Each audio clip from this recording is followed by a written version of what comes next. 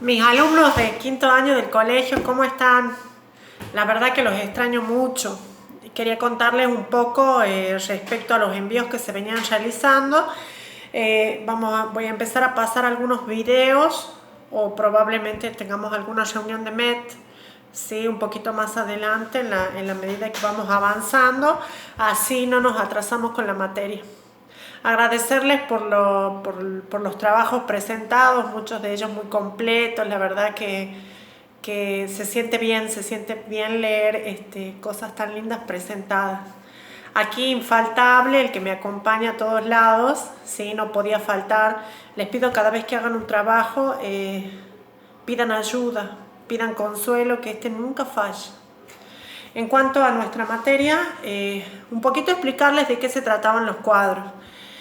Los primeros trabajitos, el primero, el segundo, me había pasado algo raro. Había visto de que muchos trabajos tenían copias de algunos otros sitios de internet, que con algunos de ustedes lo conversé, les mandé un mail, les dije. Otros más, había algunas cosas que eran copias, trabajos clonados, lo cual no... O sea, no es interesante para ustedes copiar algo, ni tampoco para mí corregir. Entonces, para evitar eso, incorporé los cuadros, que los cuadros lo que permiten es simplemente leer el material, ¿sí? Tomar algunos elementos y luego, según el pensamiento propio, el criterio propio, volcar. Uno de esos cuadros que presentó muchos inconvenientes era el concepto de personas que tenían distintos autores. ¿Por qué hablamos de esto si nuestra materia no es filosofía, sino religión? Ustedes saben que la teología cristiana, ¿sí? Toma muchos elementos provenientes de la filosofía. Por eso es importante el reconocimiento del concepto de persona, ¿sí? Para que luego nosotros podamos volcarlo en la dimensión religiosa del ser humano. Entonces no podemos hablar de un ser humano religioso si no dejamos en claro qué es el ser humano.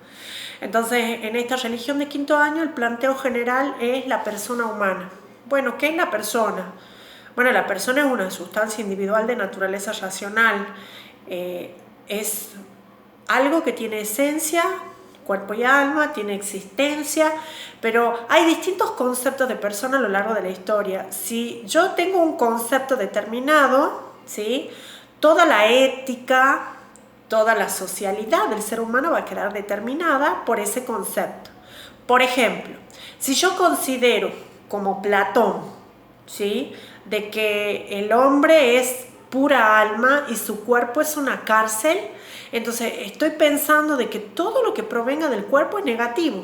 Entonces, los actos malos que realizan son del cuerpo, el alma no es intocable, ¿sí?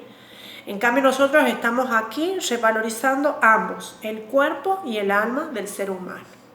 Ahora, y si yo tengo un concepto contrario, que es que el cuerpo es bueno, ¿sí? Y lo que es malo es su conciencia, en ese caso, y solo en ese caso, todo lo que será negativo será propiamente del alma. Ahora, si yo tengo otro concepto, como por ejemplo el de Romano Guardini, el de Buber, vamos a ver que el ser humano se vincula con otro, que es el concepto que nosotros más bien adherimos, ¿sí? O sea que las consecuencias que derivan de esa acción tendrán que ver justamente con el concepto que yo tenga de alma. En el cuadrito ustedes debían poner, ¿sí? ¿Qué les parece para ustedes? ¿Qué es lo que connota esa definición? Es decir, yo quiero saber si ustedes pueden sintetizar el material. Esa es la capacidad que pretendo. En cuanto al trabajito que seguía, que eran las visiones inadecuadas del hombre, así como hay visiones que están bien del hombre, que es verdad, hay unas visiones que son inadecuadas, como por ejemplo, ¿sí? Esas que plantean los obispos de Puebla. Ustedes saben que se reunieron en el año 1979 obispos del continente americano para tratar algunos asuntos. Entre ellos, ¿cuál es la visión que se tiene del hombre? ¿Sí? Si se tiene una visión inadecuada, por consiguiente, se lo va a tratar de ese modo al hombre. Si se tiene, por ejemplo, una visión economista, consumista del ser humano, el ser humano vale por lo que sirve, es decir, por cómo se incorpora al proceso productivo, y no realmente por lo que es. Si se tiene una visión del hombre respecto a que no puede esperar a lo que se viene y se tiene que adelantar a través de la magia, la superstición, la hechicería, entonces se tiene un concepto más bien oscuro y misterioso de lo que es el ser humano, y por lo tanto todo lo demás va a actuar en consecuencia. Ahí les da distintos elementos de cómo se lo ve al ser humano. Están buenos, están interesantes, les dejé un video y ustedes lo que tienen que hacer es, por ejemplo, ver cómo el concepto del fatalismo social tiene una causa que genera esa visión en el hombre, ¿sí?